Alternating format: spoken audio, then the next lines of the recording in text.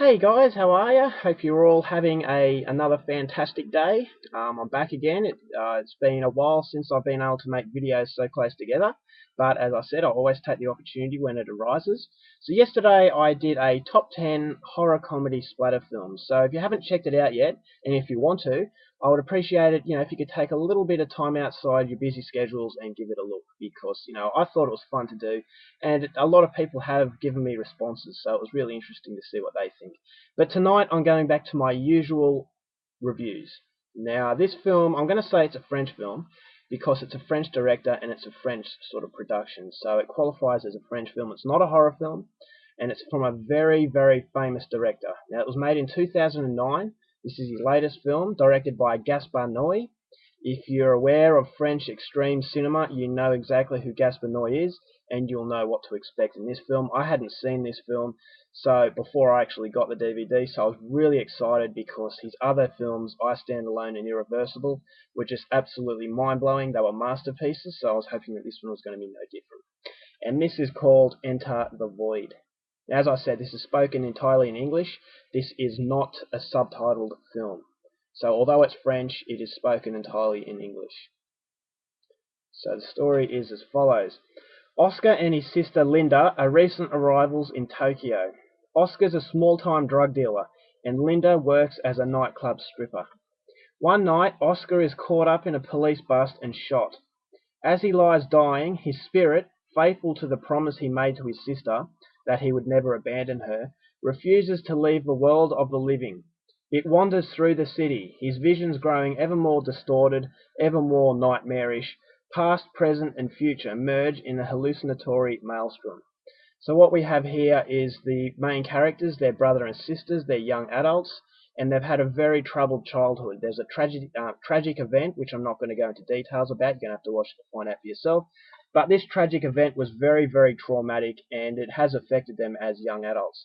And the promise that these two made when they were kids after this tragic event, the promise that they made to each other was that they weren't going to abandon one another. They were always going to be there for them, and they'd never be alone. Well, events that were beyond their control forced that pact that they made to be broken because they were put in separate homes. They're like foster homes. So the pact that they said appeared to be lost. But many, many years later, they're now young adults and they've been reunited. Now they've gone to Tokyo and they're trying to start their lives over there. But it's a very, very seedy part of Tokyo. It's the underworld kind of area.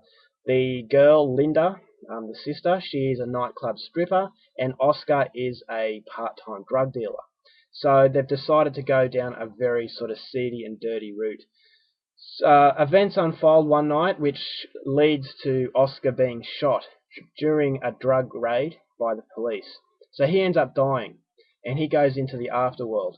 Now, the pact that Oscar made forces his spirit to stay with the living.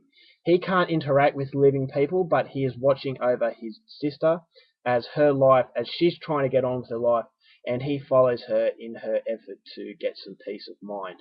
So basically, the whole film is him following Linda, and the visions that this spirit is having become more and more sort of distorted and nightmarish. So that's as far as I'm going to go with the story.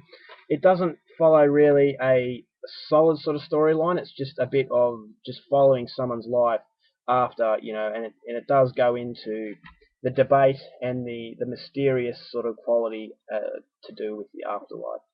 So if you want to know more, I would highly recommend you go out there and see the film for yourself. Now my thoughts on the film. As I said, if you're a Gaspar fan, or you know who Gaspar is and you know how provocative his films are, you're probably wondering that this is just going to be as provocative, and you would be right in thinking so. This is very different from I Stand Alone and Irreversible. Those two films really had a shock value through violence, but this one really doesn't. This shock value is through the explicit sex scenes and the explicit drug use. This is as I said, very different film. There are no scenes of shocking violence, but there are some pretty graphic sex scenes, and there is a scene that will really disturb you. I'm not going to give it away, but you'll see it when the time comes. You'll know what I'm talking about. But yeah, the drug use was pretty hardcore, so it is an extreme film, and it does separate itself from Gaspar Noé's previous works, which is really, really good, but at no stage does he go away from his unique approach. The camera angles are very, very similar to that of Irreversible, very nauseating. A lot of people didn't like that, but I loved it. I really, really like the way that Gaspar Noé directs his films. I think he's one of the modern geniuses of cinema. Now, this was an absolutely brilliant film. A lot of people have criticised it for being too self-indulgent. I don't think that's the case. I just think it was a very ambitious project that Gaspar Noé attempted, and I think that it's something that only Gaspar Noé could succeed at. And to me, this really succeeds because it does paint a beautiful film, but at the same time a disturbing and dirty film. There is a lot of psychedelic sort of elements to the film, so if you're epileptic, I would not get this one. And the dreamlike sequences, when this drug addict starts getting high, it goes into a psychedelic kind of mode. And personally, I've never been on drugs, but I could actually tell, what it would be like through the way that Gaspar Noé had shot this film. It's really, really well done.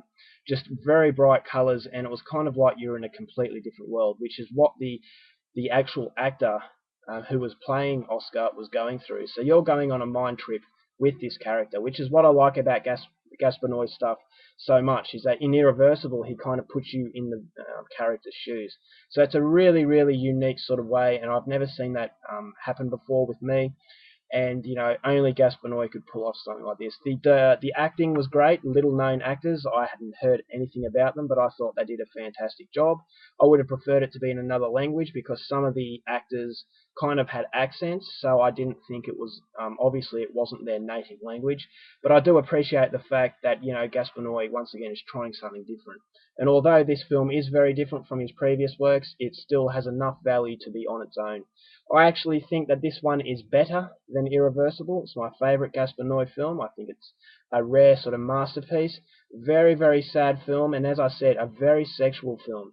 It's not hardcore. You can't actually see penetration. Well, you can in one scene. There's actually a very infamous scene involving CGI inside a vagina while this woman is having sex. So very, very difficult to watch, and I can see a lot of people being offended by this one. But if you can get past the very explicit sex and drug use and other sort of adult themes, then you're really in for a treat, because I loved it. Now, a lot of people say it goes for too long. I thought in some areas it may have just dragged a little bit, but that didn't affect my overall enjoyment, because I thought, although it's a 2 hour plus film, it left me wanting more. At no stage was I looking at the clock thinking, come on, please end. I actually wanted to know more because I could really get in with the characters, and that's something else that Gaspar Noé does so well. Generates a particular kind of sympathy for the characters. And although this guy's a drug addict, and although he's responsible for what his sister's become, you kind of get a hatred for the brother, but at the same time you have sympathy for him because of what he's been through.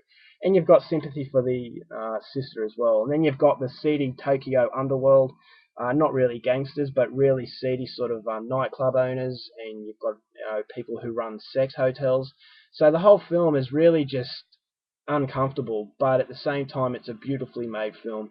And if you like Gaspar Noé's panning shots, where he just has a very unique way, then you're really going to be happy with this one. I actually thought it's a film about life and death, and it will make you think a lot, and there's a lot of different interpretations as to what the film's about. So it's one of the films that doesn't have a clear message. That's something that you can go with. A lot of other people have different thoughts on what the film was about, so it's something that leaves the door open for debate. So personally, I thought it was about reincarnation. I think it's about drug use and coping with the loss of, some family members, trauma, which causes you to go into these psychedelic sort of drugs, which is a great shame, and it's quite tragic. And the whole film, it's very, very hard to watch, but it's certainly an experience that I think everyone should have, especially if you're a fan of the more extreme cinema. The violence is limited in this one, but the sex is very graphic. It's not hardcore, but it's more of a softcore. So if you're easily offended by that kind of stuff, I would stay away from it. But if you're a Gaspar Noé fan, I would check this out. It's absolutely brilliant. I love the film, and it's my favourite Gaspar Noé film. And it will go down as one of my favourite films ever, because it's really, really, really well made.